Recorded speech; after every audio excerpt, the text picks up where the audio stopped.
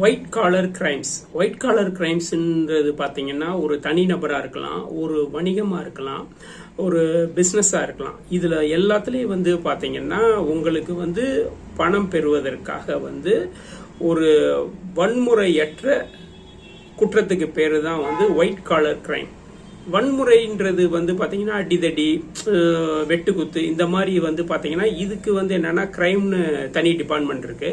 இது white collar கிரைம்னு, அதாவது cyber crime மோசடின்னு அதெல்லாம் இந்த கேட்டகரியில தான் வரும். ஸோ இதுக்கு பேரு தான் வந்து ஒயிட் காலர் கிரைம்னு சொல்லுவாங்க.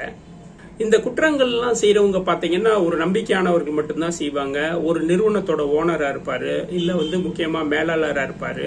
சோ அந்த உயர் பதவியில் உள்ள அதிகாரிகள் தான் இந்த குற்றங்களை வந்து செய்யறவங்க. மோசடி வந்து பாத்தீங்கன்னா பல வகையான மோசடி இருக்கு. ஒரு பணத்தை பெறுவதற்காக அவனுடைய நம்பிக்கையை வந்து வாங்கிட்டு பொய்யான ஒரு சொல்லி பணத்தை வந்து பெறுகிறது. இது வந்து பாத்தீங்கன்னா உங்களுக்கு வந்து இந்த மோசடி கேட்டகரியில பாத்தீங்கன்னா பல மோசடி வரும்.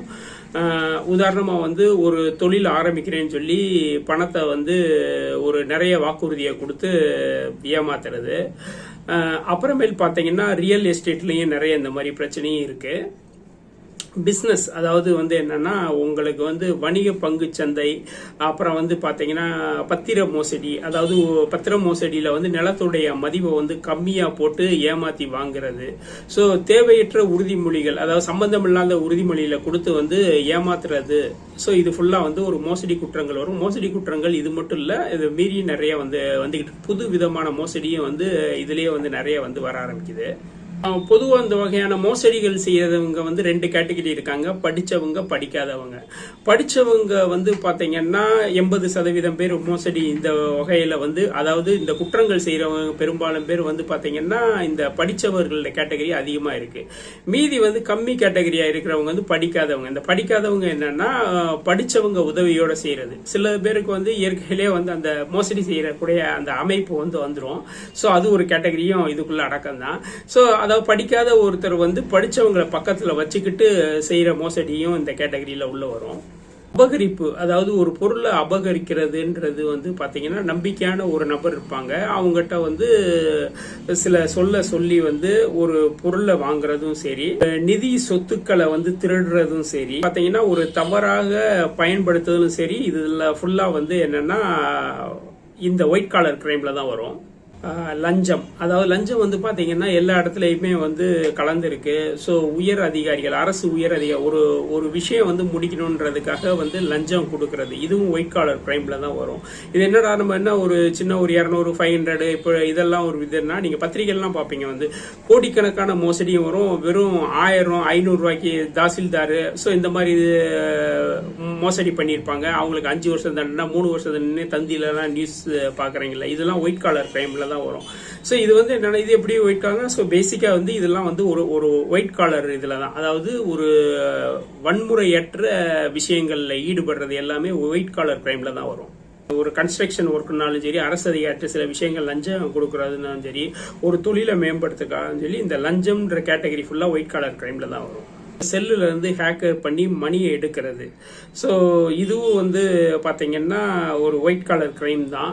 உட்காந்த இடத்துல இருந்தே மணியை சுருட்டுவாங்க. அதாவது என்னன்னா உங்களுக்கு வந்து ஒரு போலியான ஒரு லிங்க் அனுப்பி அந்த லிங்கை தொட்டு உங்க செல்லை வந்து ஹேக் பண்ணி அதுல இருந்து மணியை எடுக்கிறது. ஸோ இது ஒரு கேட்டகரி. இன்னும் ஒரு கேட்டகரி லைவ் சாட்ல வர சொல்லி உங்க பேர்ல வந்து இந்த வகையான ஒரு மோசடி வந்திருக்கு, கப்பல்ல வந்திருக்கு, ஸோ அப்படின்லாம் சொல்லுவாங்க. உங்க பேர்ல தான் வந்திருக்கு, பாம்பேல இருந்து உங்களுக்கு வந்து போலீஸ் வந்து அரெஸ்ட் பண்ற நோட்டீஸ் கொடுத்துட்டாங்க, அப்படி இப்படின்னு பில்டப் பண்ணுவாங்க.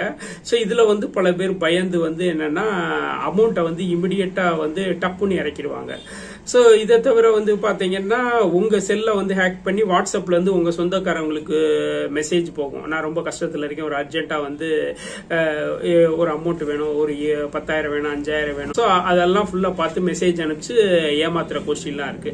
சோ இதெல்லாம் வந்து ஒரு வகையான மோசடி. இதுவும் வந்து ஒரு ஒயிட் காலர் கிரைம் தான். இப்போ ஒயிட் காலர் கிரைம் வந்து இந்த மாதிரி விஷயங்கள் வந்து அதிக அளவு நடக்குது. ஏன்னா வந்து என்னன்னா நீங்க பெரிய அமௌண்ட் கேட்கறப்பதான் மாட்டுவீங்க. சின்ன அமௌண்ட் வந்து ஒரு 100 பேர்கிட்ட சின்ன அமௌண்ட் கேட்டீங்கனாலே அதே ஒரு பெரிய அமௌண்ட்டாக போயிடும். ஸோ அப்படி வகையான மோசடிகள்லாம் நடக்குது. வரி ஏய்ப்பு, அதாவது நம்ம வந்து என்னன்னா நம்ம ஒரு தொழில் செய்கிறோம், தொழிலுக்கான வரின்னு ஒன்று இருக்கு. ஸோ இப்போ ஒவ்வொரு கடையும் ஒரு ஹோட்டல் இருக்கு, ஹோட்டலுக்கு வந்து நம்ம சாப்பிட்றப்ப கீழே வந்து ஜிஎஸ்டின்னு சொல்லி ஒரு வரியை சொல்லுவோம். ஸோ அந்த மாதிரி வரி ஏய்ப்பு இது வந்து என்னன்னா ஹோட்டல் மட்டும் இல்லை எல்லாத்துக்குமே இருக்கு.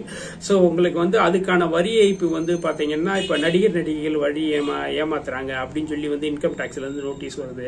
அப்புறம் வந்து பார்த்தீங்கன்னா நீங்க வந்து நிறைய பேர் வந்து இந்த வரி ஏய்ப்பு மோசடியில வந்து மாட்டிருக்காங்க. பெரிய பெரிய தொழிலதிபர்கள், அப்புறம் வந்து மருந்து நிறுவனங்கள், அப்புறம் வந்து திடீர்னு நீங்க பேப்பர்ல பார்க்கலாம், டிவியில பார்க்கலாம், வந்து இன்கம் டாக்ஸ் எல்லாம் வரும். ஸோ வரி ஏய்ப்பு மோசடி பண்ணியிருக்காங்க அப்படின்ற விஷயங்கள் வந்து நிறைய பார்த்துருப்பீங்க. ஸோ இதெல்லாம் அந்த குற்றத்துல தான் வரும். ஒருத்தர்கிட்ட இருந்து நீங்க மிரட்டி பணம் பறிக்கிறதும் சரி, லஞ்சம் வாங்குறதும் சரி, அதாவது மிரட்டி பணம் பறிக்கிறது, ஸோ ஒரு அரசு அதிகாரிகிட்ட மிரட்டி வந்து லஞ்சம் வாங்குறதும் சரி, அதுவும் வந்து இந்த வகையானது. ரெண்டாவது வந்து பிளாக்மெயில் பண்றதும் இந்த கேட்டகரி, ஒயிட் காலர் கேட்டகரி. அதாவது ஒரு மிரட்டி பணம் பறிச்சு அவங்க அக்கௌண்ட்ல இருந்து உங்க அக்கௌண்ட்டுக்கு டிரான்ஸ்பர் பண்றதும் இந்த வகையான கேட்டகரி சேர்ந்தது தான்.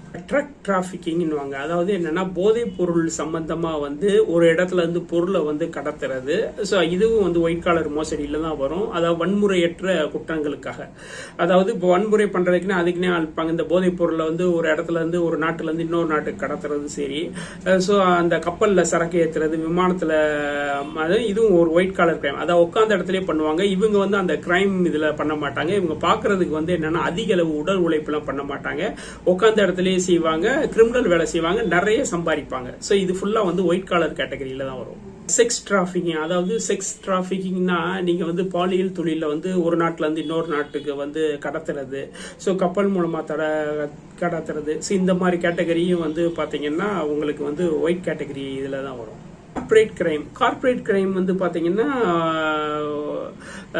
இதுல வந்து இப்ப வந்து அதிக அளவு வந்து இந்த மாதிரி கிரைம் தான். அந்த சும்மா வந்து சின்னதெல்லாம் அடிக்கிறது இல்லை, அடிச்சா பெரிய அடிக்கிறது. இப்ப கூட வந்து நேற்று கூட வந்து நியூஸ் வந்திருக்கும்.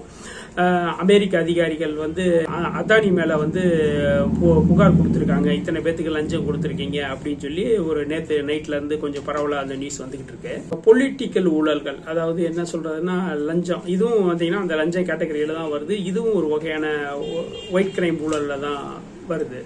ஒரு பெண்ணுடைய நபருடைய போட்டோவை எடுத்து வந்து ஒரு மார்பிங் செஞ்சு பண்றதும் வந்து ஒயிட் காலர் கிரைம் தான் வருது. ஒரு வைரஸை வந்து உருவாக்கி வந்து ஒரு நாட்டையே வந்து தடுக்க வைப்பதும் சரி, ஒரு பெரிய கம்பெனியை வந்து தடுக்க வைக்கிறதுக்கும் ஒயிட் காலர் கிரைம் தான், குற்றங்கள் தான். ஸோ இந்த மாதிரி குற்றங்கள் பண்றவங்க வந்து பாத்தீங்கன்னா வந்து ஒரு சின்ன ஆளை வந்து இப்பெல்லாம் வந்து என்னன்னா குற்றங்கள் வந்து அளவுக்கு அதிகமாக பெரிய சின்ன சின்னதாக அடிக்கிறதா இல்லை, அடிச்சா வந்து லம்பா அடிக்கிறது. ஸோ அதுதான், ஏன்னா லம்பா அடிக்கிறப்ப தான் வந்து உங்களுக்கு பல்க் அமௌண்ட்டா வரும். இப்போ நிறைய பேர் என்னன்னா இந்த இப்போ நார்த் சைட்லாம் வந்து நம்ம பேப்பர்ல பார்க்குறோம், நார்த் சைட்லாம் வந்து பாத்தீங்கன்னா ஒரு ஏழை விவசாயியோ இல்லை வந்து பணம் வந்து என்னன்னா ரொம்ப கஷ்டத்துல இருக்கணும்ட்டு அவன் ஆதார் கார்டை வாங்கி அவனுக்குன்னு ஒரு அக்கௌண்ட் உருவாக்கி அந்த அக்கௌண்ட்ல வந்து இவங்களுடைய மணியை வரைச்சு இவங்களுடைய கண்ட்ரோல்ல இருந்து தட்டுறது, அவனுக்கு வந்து மாசத்துக்கு ஒரு 1000 ரூபாய் 2000 ரூபாய் கொடுத்துறது. ஸோ இப்படி எல்லாம் நடக்குது. அதாவது ஒரே டைம்ல வந்து ஒரு ஆளுடைய மணி வந்து என்னன்னா ஒவ்வொரு ஸ்டேட்டுக்கா போகும். ஸோ இந்த மாதிரி வந்து கிரைம் வந்து அதிக அளவு வந்து மாறி போச்சு. ஸோ இந்த மாதிரி கேட்டகரியிலயும் ஆள் நிறைய பேர் இருக்காங்க. உங்களுக்கு வந்து பாத்தீங்கன்னா உங்களுக்கு வந்து எஃபிஐயும் சரி, போலீஸ் துறை, அதாவது எல்லா டிபார்ட்மெண்ட், எல்லா நாட்டு போலீஸ் அதிகாரியும் அதுக்கேற்றாப்புல டெக்னாலஜியை மாத்தி அதுக்கு தனி டிபார்ட்மெண்ட் வர வச்சு அவங்களையும் வந்து வரிசையா பிடிச்சிக்கிட்டு இருக்காங்க.